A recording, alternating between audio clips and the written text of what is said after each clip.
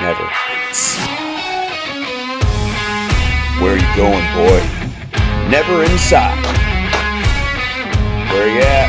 Never inside. Inside. The never inside theory.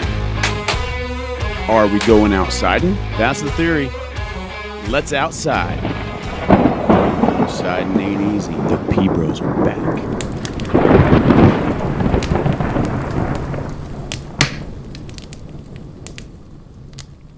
All right, guys, welcome back to the Never Inside Theory. The Never Inside Theory. We are here at the Never Inside Shack. What's up, Jacob? Well, Poundsign? I am trying a new position to podcast in. Oh, yeah, you Do I look comfy? You do. Dude, super comfy. So what's funny is I typically have that position. You do. You're always very comfortable. And as soon as we start recording, I look over you and I'm like, damn it. But then you don't. Then I don't do anything. Shit was all right set up for the other way because we finish and it's a wrap, and we're always out. Yeah, we got things to go do. all the things that we still have to do. Right. And so I just push my mic up and I get up and we're done. So I never really think about it until I sit here. Right. And then usually while you're setting up the lights and the cameras, I sit here and dig off on my phone. You know, I should be doing this, and I just never did. And finally today, I was like, you know what? I have a few minutes, and you got me a longer cord, so I brought the mic closer to my face. Right. And I'm back and chilling because you can't do it while we're recording. Why? Because of this. Well, you got little springs. Yeah. You know, now it's not going to make any noise. Right? Not a peep. But I promise you, had I tried to do some adjustments the last time I recorded it, I'd been like, ew. Oh yeah. You know. Yeah.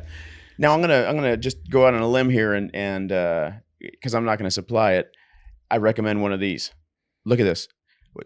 Oh, I need to get up on it and I need to really tell you what I'm thinking. I can just super bust this intense. out.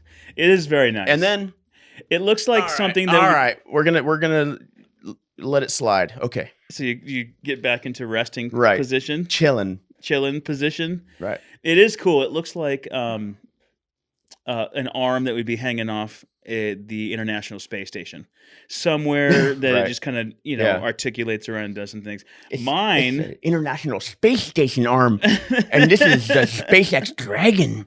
That's right. No. Okay. Mine looks like somebody built a toothpick sculpture in high school.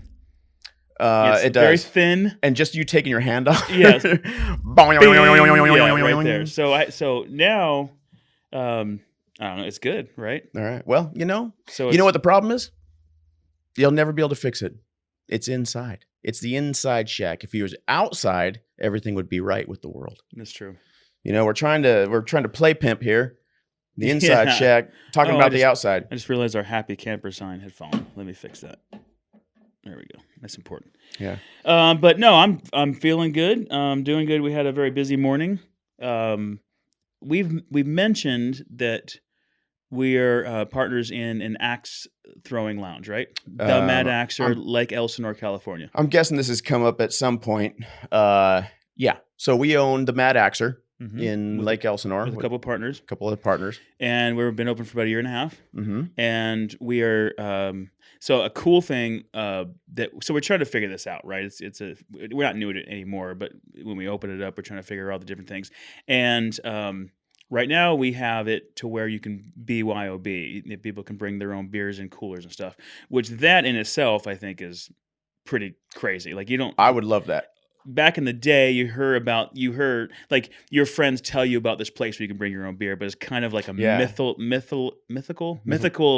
situation. It's behind a door. You have to knock twice and then 3 times and then 2 times. They let you in, type of a thing. Yeah. And you hear about it. I've never actually saw. No one's actually ever seen it. Nobody's ever actually seen it, but it's. But they know a guy. They know a guy. We made that. We're that guy. But you don't have to do anything. You just roll in, right? You don't have to no special codes or anything. Pay $30 and then drink a beer. So that was a cool step. But now, as we just are restless, right? We can't sit. Right. There's never good enough. No rest for the wicked. That's right. We are taking it to the next level and actually getting a beer license, and then we're going to sell beer in there. Yeah. And so this morning we started on that. Yeah, because of our outsiding roots. Mhm. we've decided that it would be an extraordinary experience to just combine throwing axes with drinking beer. That's right. We thought that'd be nice and safe. What could possibly go enjoyable. wrong? Yeah. The insurance companies love it. Oh yeah, dude. They asked us to do that. Yeah. Yeah. So another way that we've brought the outdoors inside. That's right. Which is actually kind of interesting that you say that way, because axe throwing and axe utilization is typically reserved for outdoors. Outdoors activities. And we have brought it inside, which, I mean, why not? It's kind of like bringing an outdoor shack inside. It's kind of like bringing a Christmas tree inside your house during Christmas. Right. Is there any real reason for it? No, Yeah. but it's cool. And everybody and the kids love it. That's so that's what we're doing. And we're excited about that.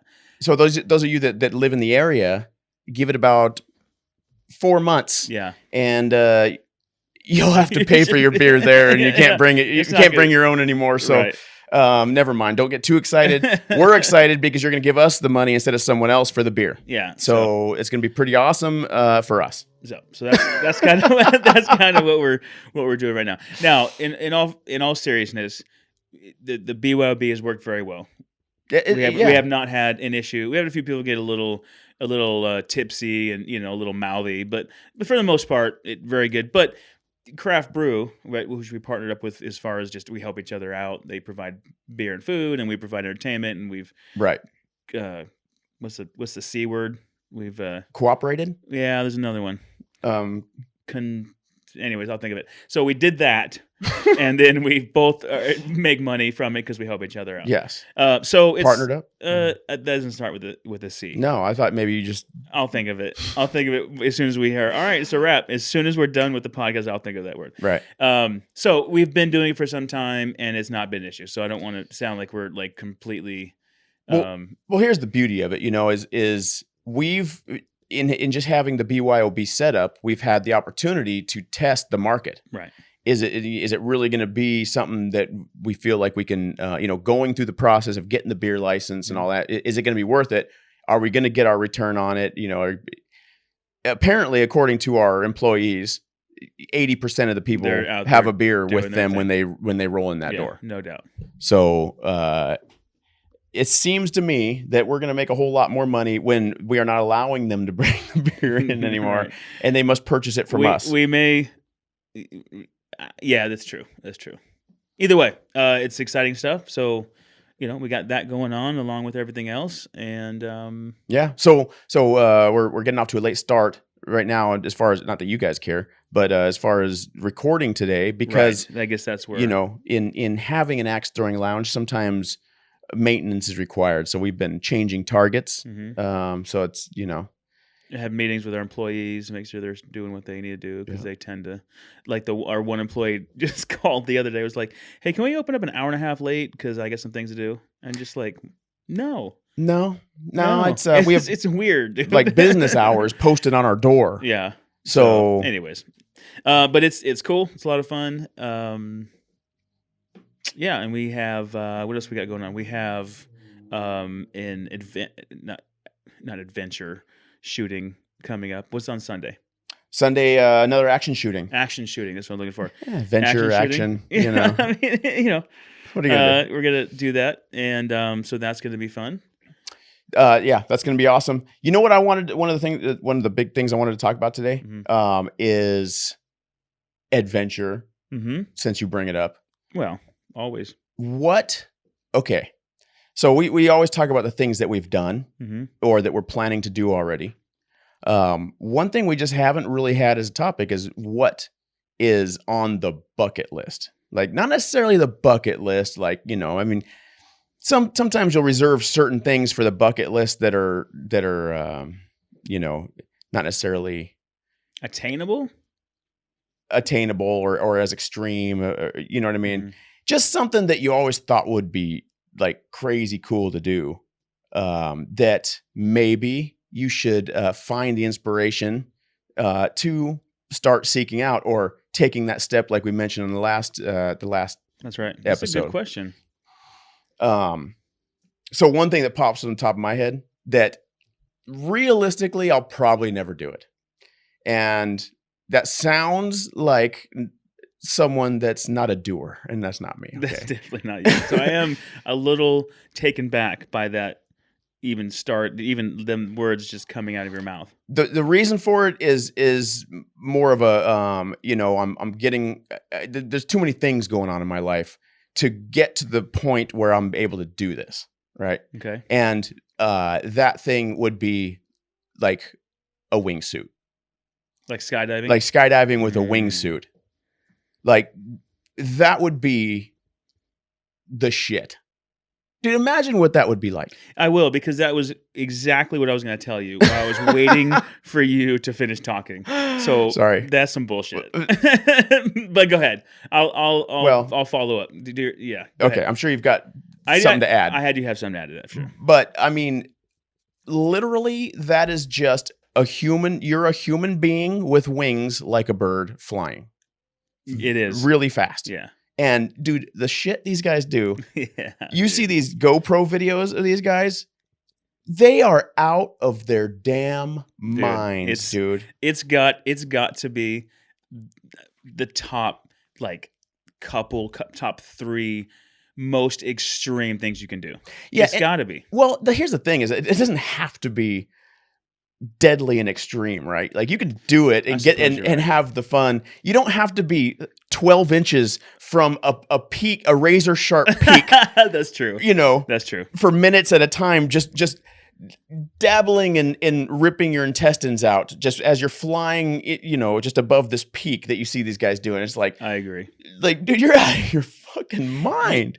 I'm going to real quick because I'll forget it. So I have an Oculus, which is pretty cool, right? Yeah. I dig it. It kind of gives me a headache after a while, and it's limited, but it has a game like that. Now it's very cartoony, right? It's I mean, you can obviously tell the scenery and stuff, but it's a cartoon scene, right? Because when you get real realistic, then these machines can't keep up. Well, yeah, right. But it does a very good job, and you're in a wingsuit, and you can stick your arms out to your side, you stand up, and you're in the Oculus, and you jump out of a plane or a helicopter, and you're cruising through the valley, which is very cool. I mean, it's a very fun game. You can only do it so many times until you do the same thing over and over again, but that gives you just a glimpse of it. It's pretty awesome. It's got to be the ultimate. Well, so with that, so we have skydived. Skydove. We've been diving. I'm pretty sure that's not. So we've skydove. Right. You a couple times, me one time in Elsinore. Yes. And when I first moved out here a couple years ago, so it's been about a couple years, maybe a year and a half ago, we went to Elsinore and we skydove. Right. Okay. Yes. Dude, it was one of possibly the coolest thing I've ever done. It was 100% adrenaline, no fear. I mean, there was certainly a little bit of anxiety, but mostly excitement. There's a fine line between super excited and anxious, right? Right. And it was just teetering there. But at no point was I scared that I was going to die. Really? It's actually a pretty funny story. I get scared I'm going to die every time. I'll tell you. Do you? Well, it crosses my mind. No, it never crossed my mind. And it's funny because I'll tell you my Merv story in a second. But so, the wingsuit, and I was asking about the wingsuit when we were there. You have to skydive or have like 300 times. It's a lot. And that's exactly the reason I say I'll probably never be able to do it. Right. It's not something that you do a couple times and you're like, okay, I feel like I'm ready to go on a wingsuit. It doesn't work that way. Right. You have to skydive a lot. You have to be probably the top. You're like working there, doing or it's being very an instructor and stuff. You've been doing this for a very long time. You've proven yourself. You can know all the ins and outs because there's no time to think, right? When you're just a few feet above the ground and you're whipping through there, you have to know exactly what you're doing at all times. But even with all that said, the guy was telling me that people die. There's a big percentage. I think you might have told me. I think I was the one that what is mentioned it? That. I'm not going to try to say the percentage because I don't remember. Right. But it's like it's more than 50%. It's probably more than 75% of people that are like professional wingsuit people, like Right. guys that do this like on the reg. Right. The ones you see with the GoPros and stuff Yeah. like that. Like 80% of them or something Eventually like they that die. eventually die doing it. Right. If they don't stop it. So that's too much of a risk for me. It's It's kind of like climbing Mount Everest, right? yeah. I want to climb Mount Everest. I'm not gonna lie. I want to do it, Ye- but people die doing it. And more often A lot. now. Like we were doing a little bit. I was doing a little research for the show because I was going to possibly talk about something like that with Everest. There's like a huge upswing in deaths now, recently, like more recently. In the last Is there? year than ever. Like people are dying in greater numbers. And I Well, know, is it because there's so many people doing it? you know what? I never read the rest of the article. Hell of a researcher you hence are. the reason we're not going to talk about it Right. now, because I didn't follow up. I started reading it and I'm like, I was like, nah, whatever. It wasn't interesting enough to continue to do a whole thing. Right. But yeah, exactly. Yeah, it's I mean, there's literally like bodies still up there that they know that mark sections of the way up. There's a guy. Oh, jeez, there's a dude. guy. There's a one that they call old green boots, Yeah. and it's just obviously it's a guy with green boots that you just walk past while He's you're going there? up. He's there. He's been there for decades, since like the 60s or something. And like that. nobody It's too moves him? it's too much of a risk to try to carry him down. The guy's solid ice. Oh, wow. They leave all the bodies up there. Maybe, I mean, I think that I heard something about their like they have started trying to bring some down, but it's a big like they die just going up there. No one's going up there and going, let's carry some solid blocks of ice down with us. Yeah, good. That's an interesting thought. Yeah, You know what I thought about mean? Solid meat blocks. and they don't want to chop them up and put them in backpacks and stuff, right? Yeah. You know, They're just like, sorry, move 'em. old green boots. You just look like this. Well, now you can't move them. Well, now he's a legend. They go see, you go up there to see gold Like, green boots. Exactly. You know. Yeah, and I think there's more than one. That's just I think that's the most famous one. But Yeah, I hadn't thought about that. That's their forever grave. yeah, You know. and it's not worth it to me to die. I really don't want to die. You know. Well, it gets to the point where, and I like extreme stuff, and I like trying to push myself and do different things, but there's a risk factor. That I still got responsibilities and things I want to do, and it's just if it's too much of a risk, then I'm not going to do it. Right. I've probably taken bigger risks when I was younger. I don't know. I guess it just depends on the mood you're in, but Yeah. One thing that's like that kind of goes in line with the wingsuit is, and they do this too while wingsuiting is just base jumping in general. that's more dangerous, right? Well, I mean, I'm thinking in a plane, because you got time to figure it out on the way down. Base jumping, you got to make things happen pretty quick. I guess like I'm guessing, and I've literally read nothing, but it seems to me that a wingsuit probably you have to get to a certain speed before you can really control the thing, right? I So would I'm think guessing you're falling, waiting to get to that speed, or maybe I'm wrong. Maybe because these ones you see out there are massive, you know. So maybe they got pretty good control right from the get, I don't know, but it seems like you would have to have a pretty good cliff to jump off to have enough time to do anything substantial with a wingsuit base jumping. Yeah, it's interesting. It's I feel the same way. We were up. We had the Jeep and the motorcycle, and we were up in the mountains. And remember, we saw the hang glider guys. That to me seems a little sketchy too. But I'm thinking that's probably, I'm certainly safer than the wingsuit. But it's almost kind of the same thing. You got this giant wing, that you're hanging on, and you jump off, and hopefully you catch that wind. I don't think of. I'm pretty sure hang gliding is pretty dangerous. Fucking dangerous. Dude, I want to do that. That's another thing on my. I really do. I would go hang gliding. You know what, dude? It scares me because I feel like a lot of things can go wrong, but I would go do it with you. I bet it would be. I would go. That's something I think I would feel comfortable enough that they've generally speaking with technology they've gotten it down good enough to where you're pretty good unless some really shitty scenario happens. You know, When we went to go skydiving, I was probably more nervous. So it was funny because I was very nervous until we actually got to where we met our instructors, right? So for a couple of reasons.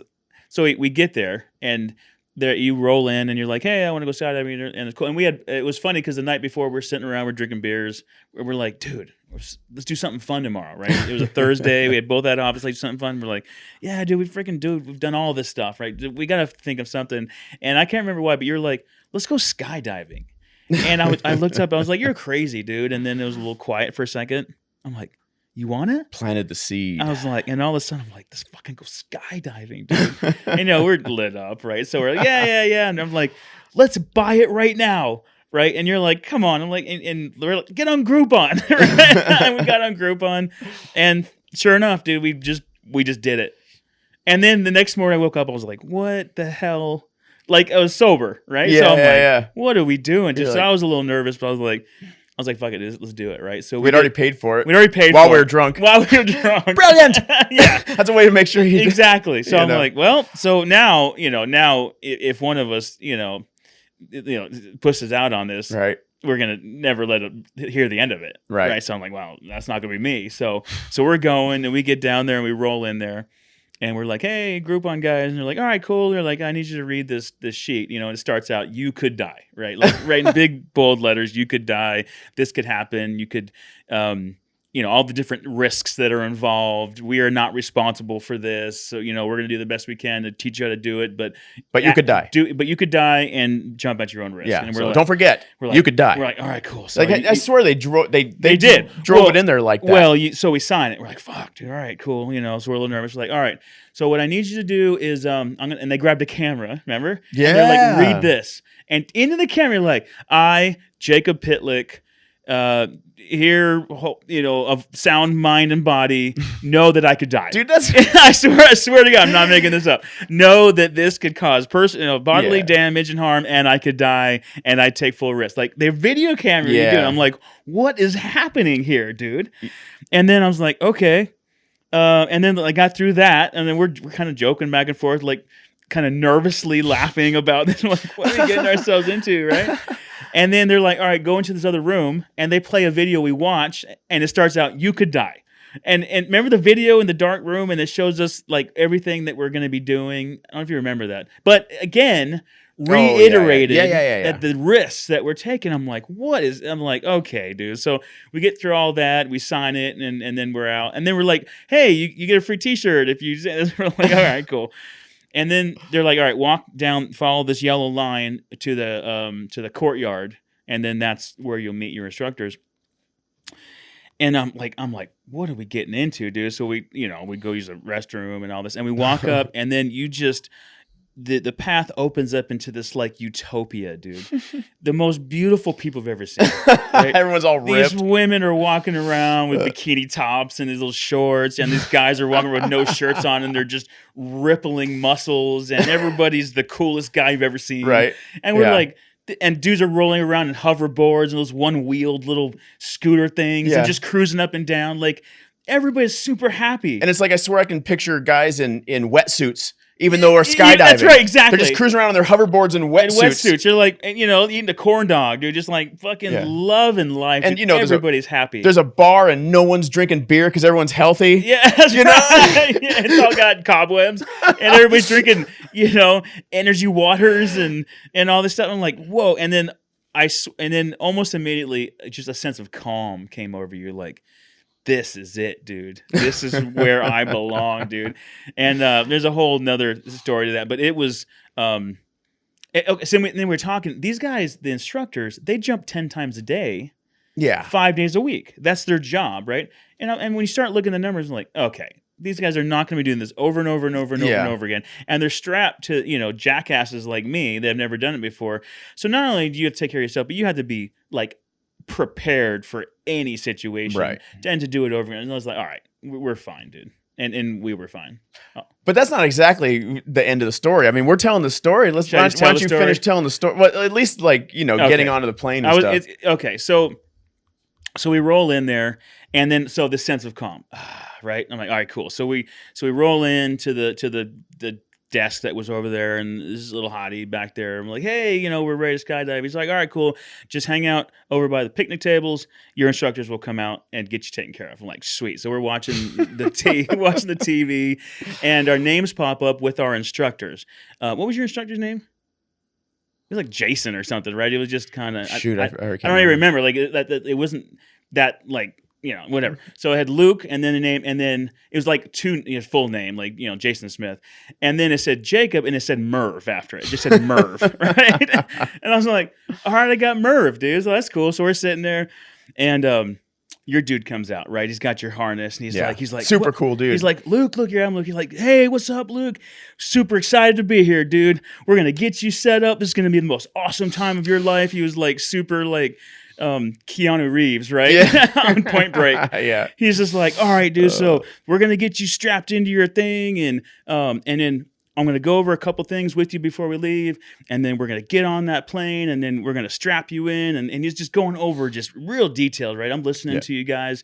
He's like, and then we're going to get up in the plane, and we're going to put this on, and just kind of going over it, and then it's going to be awesome. If you have any questions, let me know. And it's been about 20 minutes with you, right? Yeah, just something going like that. all these 15, things. I'm listening. I'm like, yeah. And he's like, if we get up there and we have some time, we'll do some backflips and stuff and all that stuff.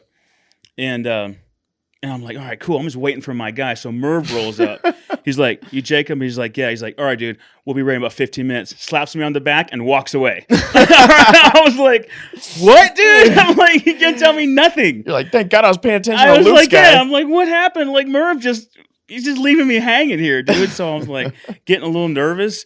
And then so your guy comes back out, and he's strapping you in, and he's putting the harness on and getting you all ready, and talking about again doing some like little flips and stuff while we're out there, and really going over it with you, harnessing you up and spending some real time. And he's like, all right, and you're harnessed in and got the whole thing. And then Murph follows me back out, and so he gets you ready, and then you walk off with him, like go toward the plane, right? And he's still talking to you into the distance, right, about all these things.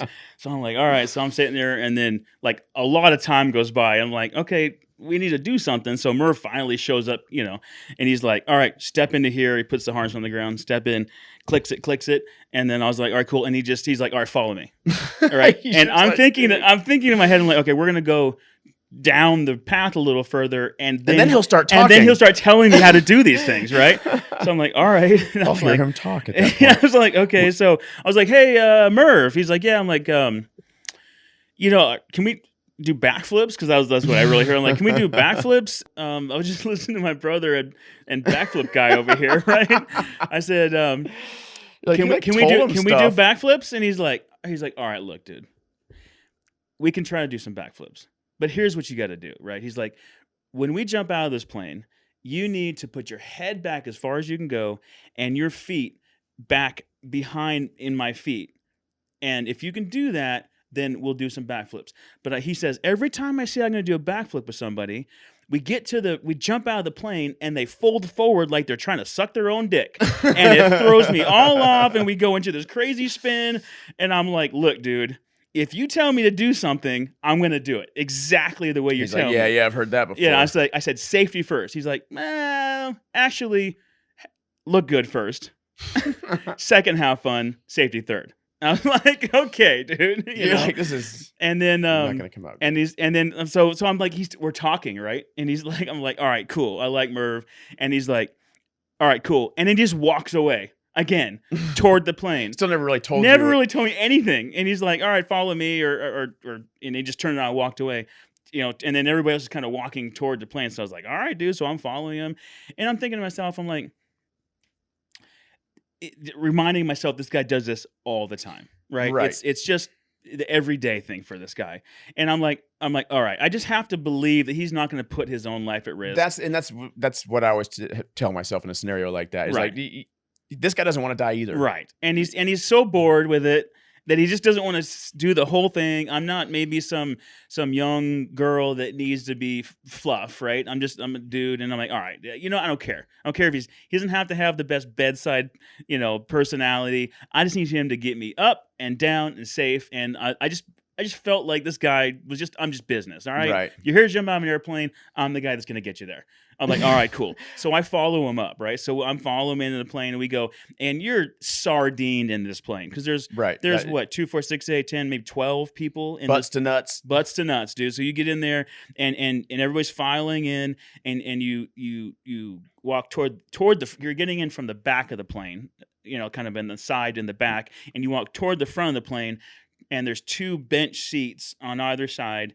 And you get in, turn around, and sit down. So the guy that go in first, his back is up against like the wall that goes into right. Like so, you can at. put your other leg on the outside. Right. Of it. So you straddle the bench. So you're facing the back of the right, plane. And the bench is going between your legs. So you get there, you turn around, sit down, and push all the way back. And then the dude in front of you sits down, and you push all the way back, kind of into their crotch area. Like you push right. So you're back nut to butt, and right. back to forth, just like sardine in.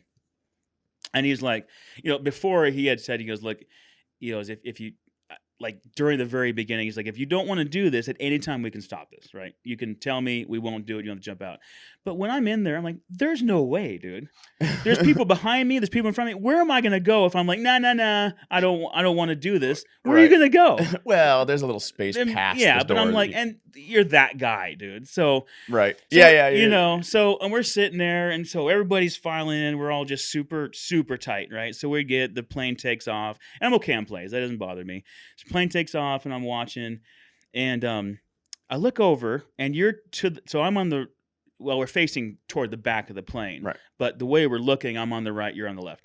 So I look over, you're to the left, up several people, and he's again going over everything with you. You guys are looking at the big watch he has on his wrist that tells you where you're going. Every detail. He's talking about your mask, about putting it on, and all this. And I'm just sitting there, and Merv's like falling I'm pretty sure asleep. I can be an instructor now. Yeah, dude. Merv's over here with his fist in his cheek like this. He's over there hitting his stizzy pen. Right. And he's sitting there just like, okay, here we go. Another jump. Like he was just not in it. Yeah, right? dude. And I was trying to make small talk, and he's just like, yeah. And he's being nice enough, but he's just like, and so just another day in the office. I'm like, all right, dude, this guy knows what he's doing. So you're over there, and then fairly soon he's hooking you up, dude. He's got you got a 2 bottom hooks by your hip that hooks to the, he hooks to you behind you, right? And then up by your shoulders hooks to you, and he's doing these adjustments. I'm watching, dude, and Merv doing nothing. He's snoring behind me, not a thing, dude. You're expecting this guy to just get you up to the door and just push you out. Yeah, I'm like, I hope he doesn't forget something. I'm like, because I really thought, I'm like, if he forgets any one thing, this is a problem. We both jump out, and all of a sudden we separate. This is what I'm thinking. Yeah, and he's the one with the parachute. And he's the one with the parachute, dude. Yeah. So I'm like, I'm just watching, and I don't want to be a baby, right? I don't want to be a little bitch. Right. So I'm just keeping my mouth shut. I'm like, all right, I'm just gonna, hey, look, that's pretty cool out there. He's like, yeah, that's where Lake Elsinore is or whatever, because we're flying, we're up super high. And then your guy takes the mask out, the crazy looking goggles. Right, They're like these thin goggles they put over your face. Wind goggles. Yeah, and I'm like, hey Merv, just loud in there. I'm like, Merv. He's like, what's up? I'm like, do I get goggles? He's like, oh yeah. And he reaches behind him and hands me. I swear to God, dude, if you didn't ask for him, you probably that's never what would have I'm gotten thinking, dude. And I'm like, he's like, oh yeah, and he hands me. I'm like, you've been like this. Oh, your eyes are like, yeah, I was crying. I can't see nothing. He's like, oh yeah, and he hands it to me. I'm like, all right, thanks, dude. And he's like, all right, and he kind of showed me how to put it on, and all of everybody is getting hooked up and cinched up. I'm like, let's do it now so we can have time to adjust. And and then finally, I feel like we're about to, to jump out of this plane. People are getting ready. Finally, he's like, all right, scooch back to me as far as you can. So, I kind of move my ass back a little bit, and he's hooking me up. I'm like, okay, we're getting hooked up here, right? I mean, it was moments before we started moving out that plane. Like he waits the very last minute, which I get. Yeah, I can see that being terrifying too, though. Yeah, but he's probably like, I don't need a sweaty chest to back situation. I'm just going to be comfy until the last minute. Like, what's the reason not to? That's what he's thinking. Right. I'm freaking the fuck out. Right. So finally he hooks it up, and then things start happening, dude. And then the doors open and people are just fucking bailing. Just disappearing out of the back of the plane, dude. I was like, woo, we're about to do this. And so he hooks me up. I'm feeling better. He's getting everything's all harnessed up, right? So we're moving forward, and we get to the fucking door, right? And my ass, went to this most rigid head back, feet back position. Bam! I did exactly what he told me to do. He's like, relax, dude, relax. I'm like, no. You told me to do this. We're doing this. He's like, all right, relax. So he's putting my head to the side so he can see over one shoulder. I'm in the crescent moon, or whatever the fuck position it was. He's trying to walk down the plane. You're like, I'm like solid as a board, dude. And then it's our turn, dude, and things are happening quick, and you're looking out this door, dude, and it is just the wind's rushing. It is the most surreal situation. It is intense. Dude, you want to get the blood flowing. Oh dude. man, it's intense. Look out that door, knowing you're about to jump out of it. Yep, dude, and I was still, but it wasn't fear, dude. It was like pure just adrenaline, dude, and it was the best feeling. It was the best rush.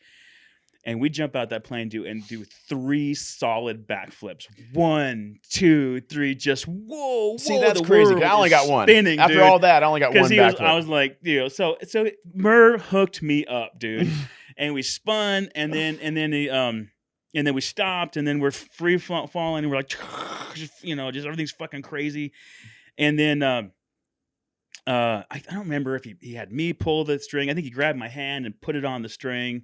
And the grip cord, and we pulled it, and the chute flows up, and we just jerks you up real high, and then very quickly he's like, "All right, dude." He's like, "Pull your legs up, and this now you pull your knee up to your chest because you have to adjust the harness around your nuts, dude, because you don't want that to be in the wrong spot. We don't want to catch right? a nut in that." The dude, he was on it, right? And he's like, bam, bam, bam, got me in there, and all He grabbed your nuts for you and fixed them. Well, almost. I think he would have if I needed him to. But Merv didn't skip a beat, dude. He was a pro, dude. So he knew exactly what he was doing. Exactly what he was doing. He had the whole checklist. He just does it right at the end. Exactly. So he did it, and then he's like, and then it was like awesome, dude. And he had his little GoPro on his wrist, and he's yelling at me. We're like all high fiving and freaking doing all these things. And that's the only part he likes. He's like, the first few minutes. All of a sudden he's all, woo! Yeah. So he was cool. He was super cool. And then he's like hitting me on the hands and grab this. And he's like, you can turn by pulling it down. So I have these cords around the parachute, and I'm doing these little tiny pulls. He's like, no, pull it. And he grabs my hand and pushes it like all the way down. And we just took like a sharp left. Like we went up and then started spinning left. It's cool, huh? It's so cool. And then he let me Yeah. fly it. And I'm like freaking doing it, dude. It was amazing, dude. It was absolutely amazing. And then he's like, he's telling me what to do. And we're checking the altimeter and all these things. And then we come in for a landing, and he's like, when we come in for a landing, you pull your feet up and I'll take care of us. I'm like, all right, dude. Like, again, I'm doing whatever this guy tells me to do, I'm doing it. Right. And we come in for a landing, and the whole thing like just kind of stops, and we swing and we land on our feet, dude. Like, perfect landing. It's got to be the coolest thing I've ever done. So, I mean, the whole experience, it worked out. I think for somebody that was more scared than me, it would have been a terrifying. With that guy, especially with Merv. Yeah. So good old Merv. I don't know if I was like, all right, this guy's cool. He can handle this. Or that's just how he always is. But yeah, Merv took care of me, and I want to go again, like super bad.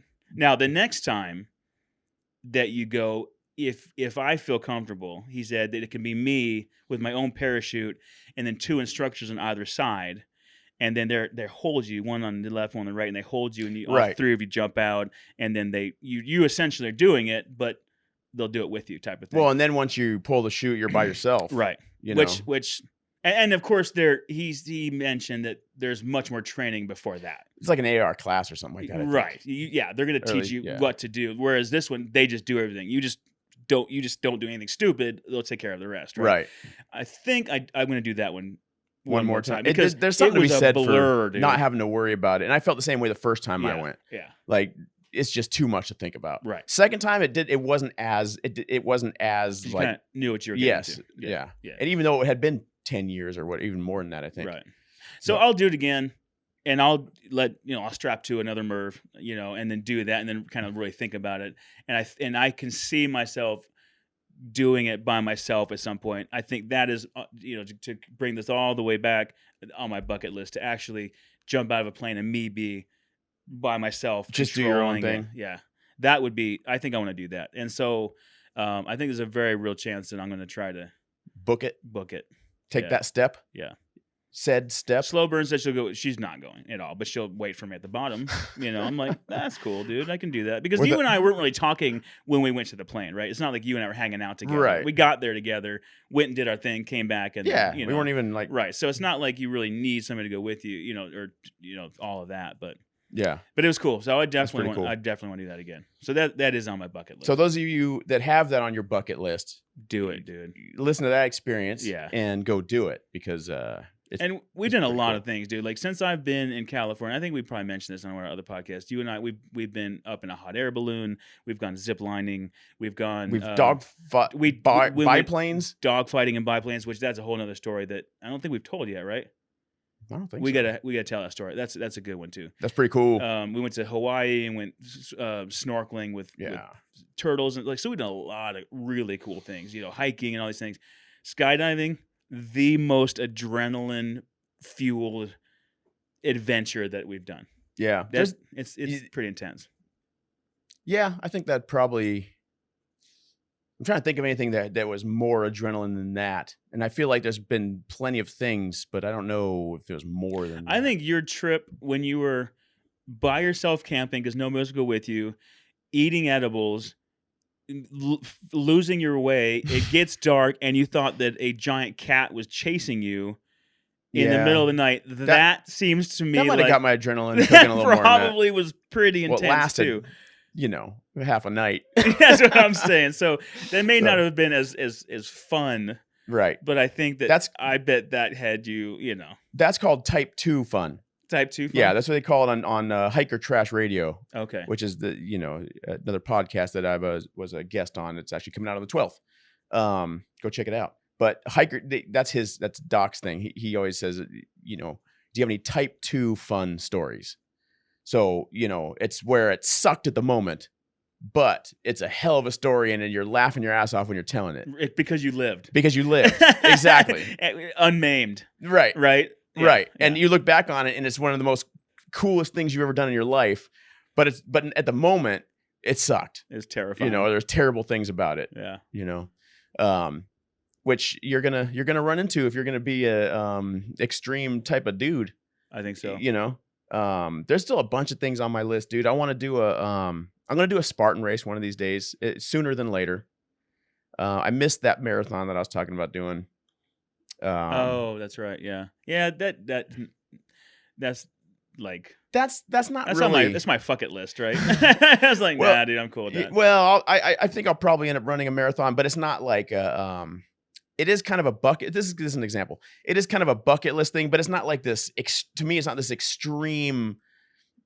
It's an extreme challenge, but it's not an extreme like that would be the most epic thing ever, right? Well, I don't think a bucket list has to necessarily. I think there's different levels. Like, so I like adrenaline, right? I like to do fun, exciting, new, crazy, exciting things. Right. But like, you could be like, like for instance, something that's really on my bucket list, and it's gonna just take everything in me to do it.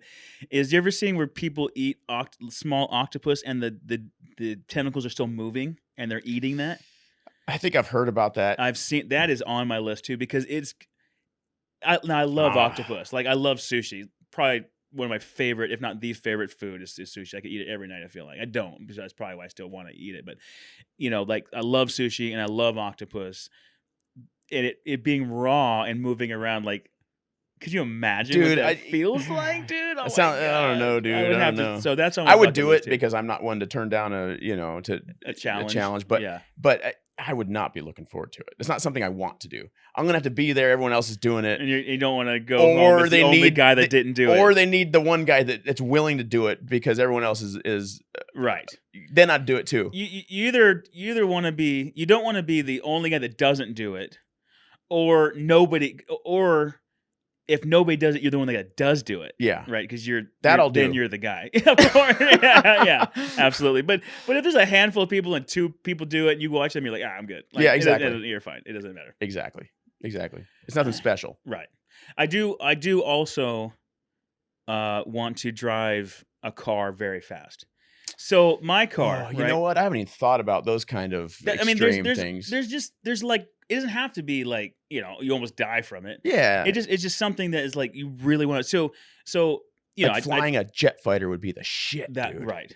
But that's a little like, you can't just go do that. Right.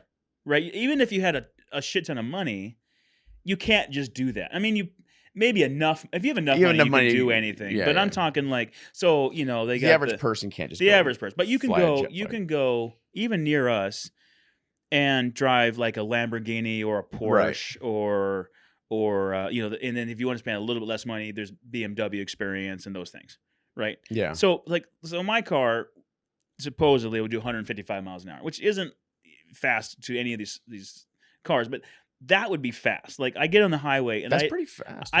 so I get up to 100 on the freeway and then I'm like, okay, and I back off. So what I do for excitement in my car is get to 100 as fast as I can and then slow down really quick. So it's still a little bit of adrenaline rush, right. but I'm so scared of getting pulled over. That's the fun part dude. anyway. Yeah. Yeah, I'm so scared of getting pulled over because when I was in high school, I had so many speeding tickets and my insurance was ridiculous. And I have a beautiful record, and as an adult, Right. I find pride in that. Right. And it's nice. And I would be very sad if I were to ruin my perfect record, you know.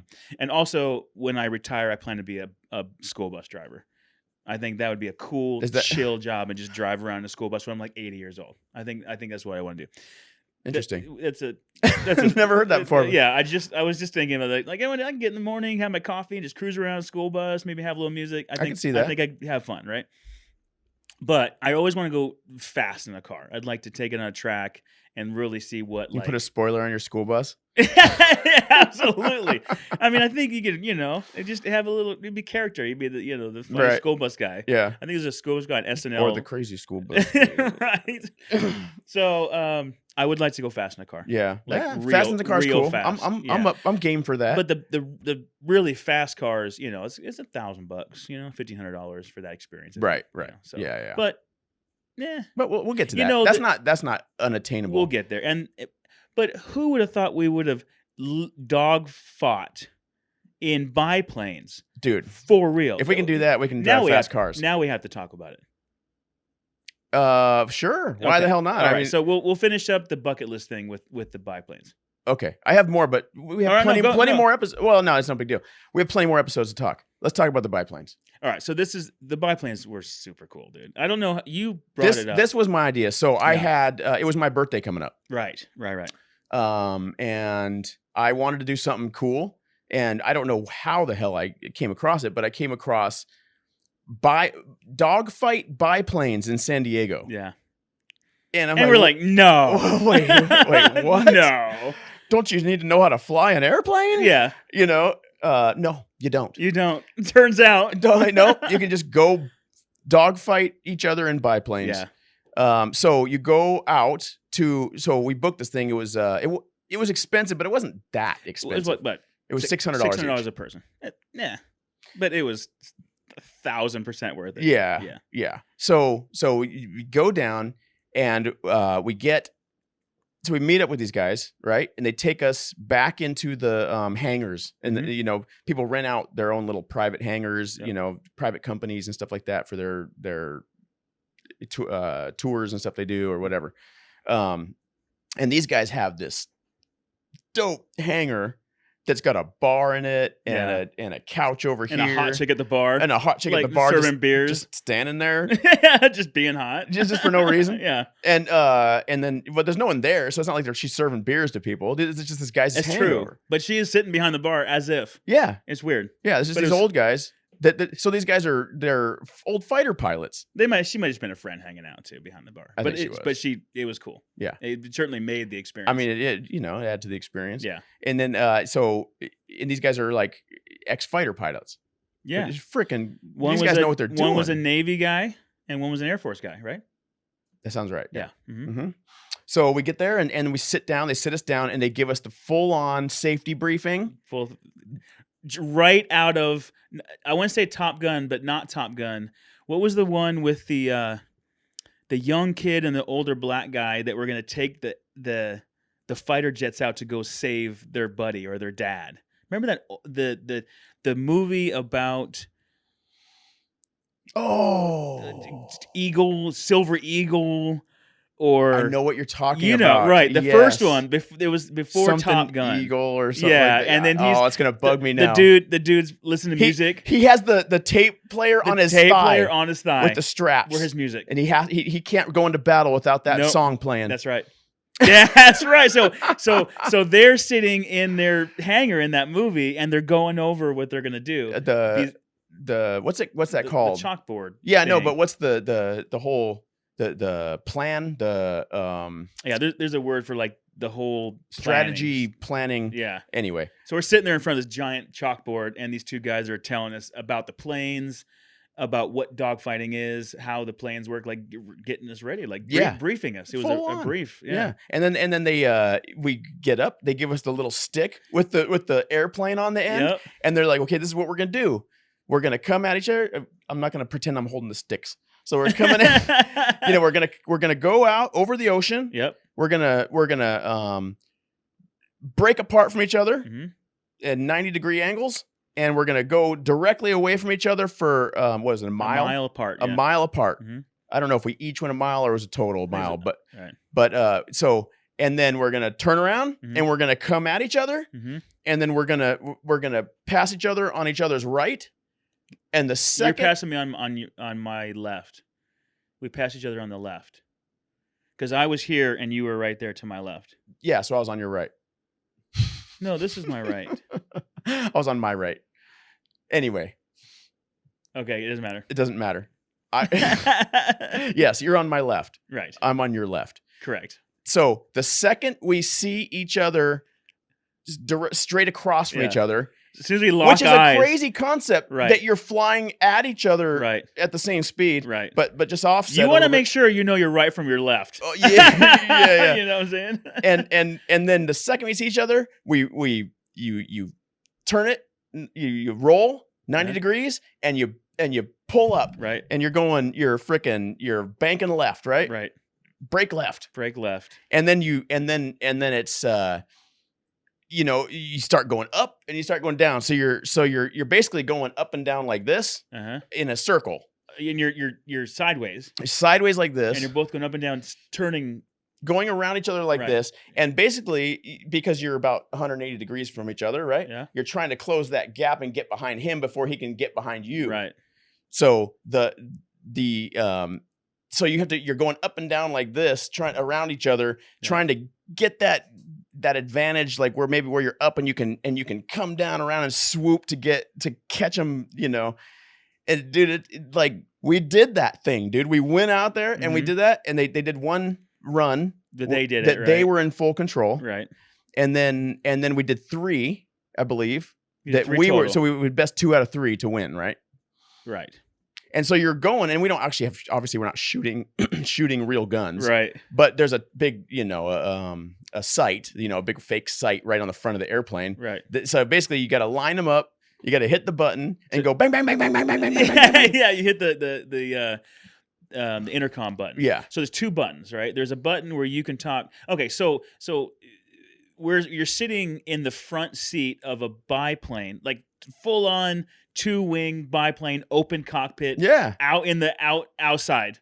Yeah. Right? And just flying this thing. It's doing loop-de-loops and everything. Yeah, that's right. They did loop-de-loop. Yeah, they did because they did all these like banks and stuff before we started fighting. Rolls all the way around. Oh, dude, it was all crazy. These guys were good.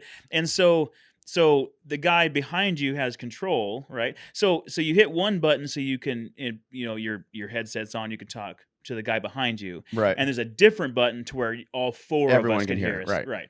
So you're talking to your guy and everything, and then you're right. You hit the button for every, and you go. I went. And then when you line it up, and then the instructors agree if you got shot or not. Right. Yeah. It was so cool, dude. Dude, it was so much fun. I mean, there's parts where you're like, I remember I think I won, right? I won. You did. 2 You out of got 3, 2 of them, it's just for sure. It's luck, dude. really. I was just constantly like, and this guy's like, relax, like, dude. You're facing away from him. Yeah, I just wanted so bad to just shoot you out of there.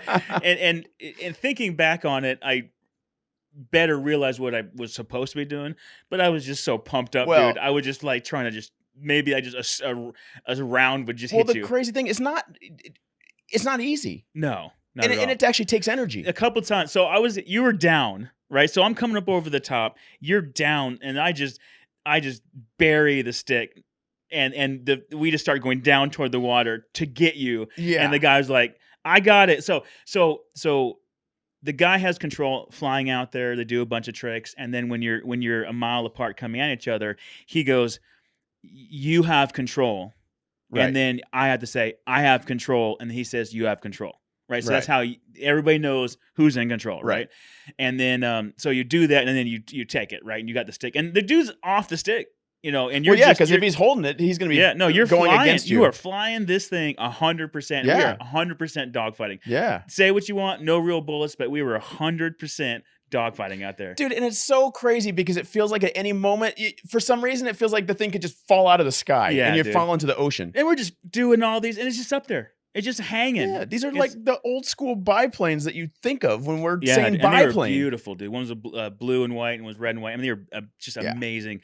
And so I'm heading to the water, and the guy took over. So one time he's like, "I got it. I got control." And I was like, "Okay." And he pulled us out of a nosedive. Well, the crazy thing is we're like 3,000 feet in the air, but it feels like we're only You like can see the 500. water It's just right there. Yeah. And so I remember our last bout. Yeah. And I was coming to get you, and I remember you were down, same kind of thing, but I was up and almost like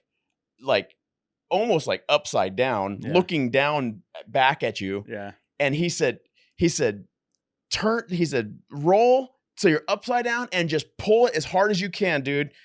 So we were like this, we were looking at you down here, went upside down and just pulled the stick back, and we just had, and we're just pointing straight at the water, dude, like flying full speed straight at the water. Like, I think you got me on that one. I got you. That's when you did it. Oh, I got you. Dude. it was insane, dude. I mean, I think that when you first, and you mentioned like it's a little scary because you think it'd fall out of the air. On the last one, dude, I didn't care where the water was. I'm trying to get you with everything I got. I didn't care what I was doing. I didn't care what maneuvers I'm pulling and doing. And it was way, excuse me, it was way overkill. Because because even during the train, like at the beginning, the briefing, he's like, dude, you don't have to pull on it. Because if you pull on it really hard, the surfaces will they'll flex, and then it almost like slows you down. Oh. So just a little bit gets you the plane to do what you want it to do, and so you just kind of have to barely do it.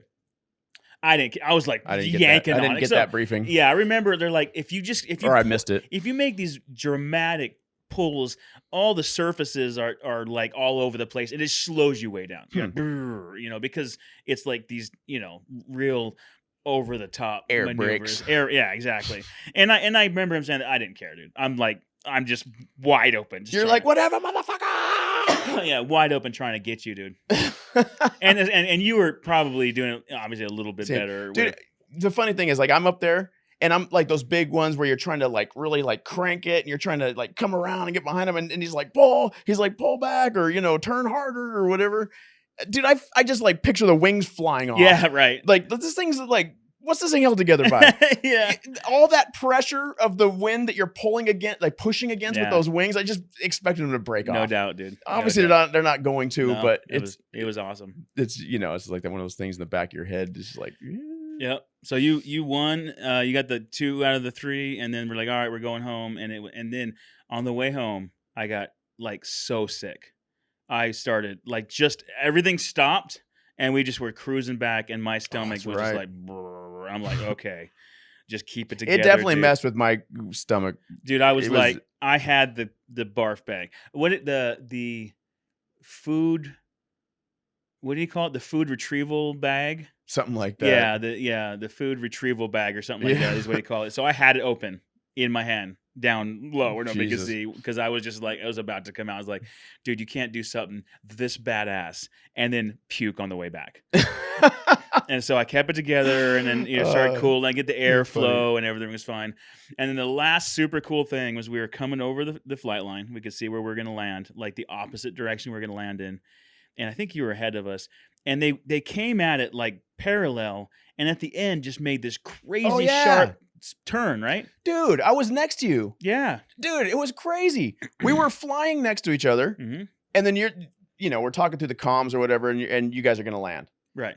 And we're flying the opposite direction of the like you said, the runway. Right. And I just watch you go like turn and do the thing I was just talking about, like up above the ocean, and just kind of come down like that and just land. Yeah, I just was like, what the hell? Yeah. That looked like super dangerous. handle it, dude. They handled it. They knew exactly what they were doing. Those guys are the pros. It was cool, and we have, and maybe we can get some pictures up. I don't know Yeah, if we can I'll try find to you get a some few. pictures up, and also I'll I probably have a video actually. I don't know if you can post a video in the notes. Remember, I put together like a music video essentially. we can- Put that in as all the things. Yeah. Maybe that would be cool. we'll put a link to it on the YouTube or something. There you go. The YouTubes. And what was I gonna say? Oh, I'll put a link also to those guys. If you guys want to go check that out, I'll It put a is link to Bucket list 100%. I wish I could remember the name off the top of my head. But So I can't. now, so my birthday's coming up in December. So now I'm like, dude, we got to. Now you're gonna try to top it? Badass to do, dude. Maybe Let's see what comes out of that. We'll little... see where we are. If I got a little bit of cash to spend, maybe we can do the race car thing, because that's what I love, driving cars fast. That'd be pretty dude. cool. I love it. There's nothing better than it. Yeah. So yeah. Cool. And then was there one more thing? One more? I have other things I want to talk about, but I got to get going, and we got plenty more podcasts coming up. Okay, cool. Sounds good. Unless we got nothing a few important. good stories in there. Okay. Yeah. So that was good topics. In a couple weeks here, we've got my buddy Brad, our friend Brad, and he is going to tell us about his epic adventure to the top of Mount Shasta. Yeah, that sounds cool. Is he going to be in studio with us? No, he's Okay. gonna. It'll be a Zoom call Thing. Cool. But that's gonna be a cool story. I've heard the story. Brad is the one that I hiked the John Muir Trail with, so I'm sure that topic will come up again. You guys are lucky. You're tired of hearing about the John Muir Trail, I guess. We're gonna All keep right. talking about it until we beat it to death. Yep. It's a big Hiker deal. Trash Radio. Awesome podcast. Go check it out. June 12th, my episode is coming out. I was actually thinking we might even just post it as an episode of our own. Yeah. He does that. I've seen him go on other people's podcasts and then post his as his own, as an episode. So we may do that. Make sure you subscribe, tell everyone about the Never Inside Outside Shack on the Never Inside Theory, so we can get some more subscribers here, and we can grow this thing, and we really want to make this studio as epic as we can for you. Yep. And we can tell you some other cool stories. That's it. And we'd love to hear your stories if you feel like you want to leave a comment of some cool bucket list things that you guys have done, or suggest, because you're only on this planet for a short amount of time. That's Live it up. Or tell us about your story. Absolutely. We'd love And to let hear us know. We'll get you on here. All right. That's it. And that's it. Thanks, guys. Subscribe, all that good stuff. The Never Inside Theory, checking out. Let's outside.